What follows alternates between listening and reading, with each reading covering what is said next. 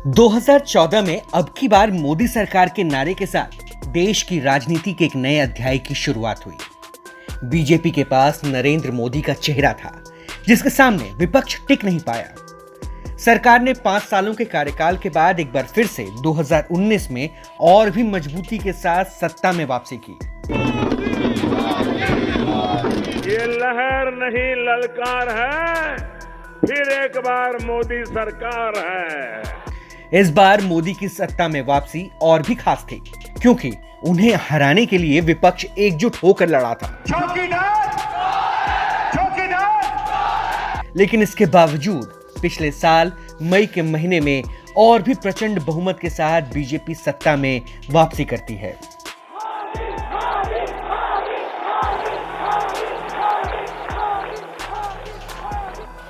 उनतीस मई 2019 को मोदी सरकार 2.0 की शुरुआत होती है।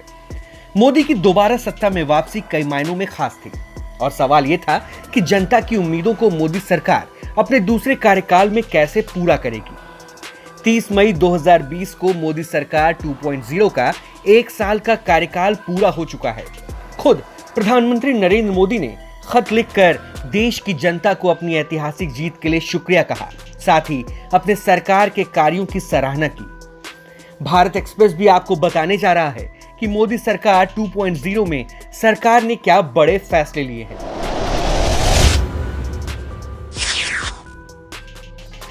सत्ता में दोबारा वापसी करने के साथ ही मोदी सरकार ने देश की इकोनॉमी को 5 ट्रिलियन पर पहुंचाने का प्रण लिया।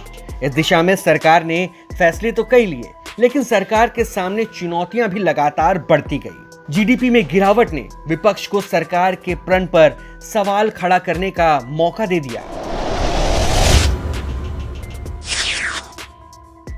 इकोनॉमी की चुनौती के बीच लंबे समय से बीजेपी के एजेंडे में शामिल रही आर्टिकल 370 को खत्म करने की दिशा में सरकार ने पूरी तैयारी के साथ कदम बढ़ाया और कश्मीर से इसे खत्म कर दिया गया। यानी एक देश एक झंडा।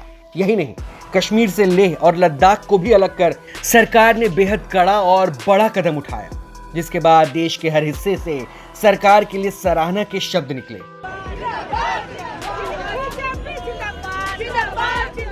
हाँ, ये अलग बात है कि विपक्ष ने इस पर देश के संविधान पर चोट के तौर पर पेश करने से कोई परहेज नहीं किया।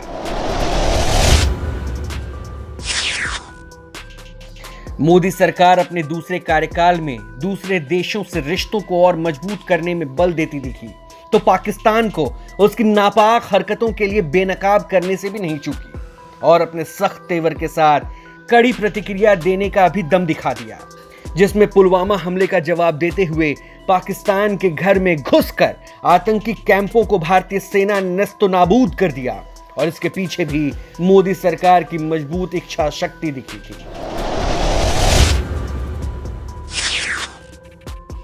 धारा 370 को खत्म करने के बाद सरकार नागरिकता संशोधन बिल को लेकर आई, जिसमें भारत के पड़ोसी देशों में मौजूद अल्पसंख्यकों के हितों को लेकर सरकार सजग दिखी।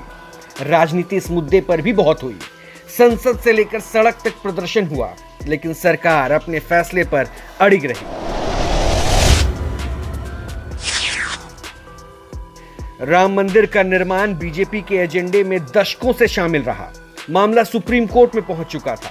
सरकार इस फैसले से संदेश तो देना चाहती थी, लेकिन कोर्ट की गरिमा को बनाए भी रखना चाहती थी। इस कार्यकाल के पहले साल में राम मंदिर के निर्माण का फैसला भी साफ हो गया और सरकार ने बिना देर किए कमेटियों का गठन कर मंदिर निर्माण की दिशा में अपनी इच्छा जाहिर कर दी।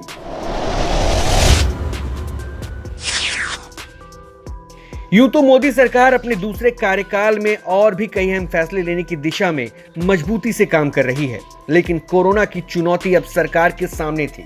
सवाल देश के भविष्य का था, लोगों की जान का था, देश की मान का था, पतली होती अर्थव्यवस्था का था। कोरोना काल में सरकार ने भी फ्रंट पर आकर मोर्चा संभाला, जिस वजह से दूसरे देशों के मुकाबले कोरोना की रफ्तार अपने देश में धीमी रही।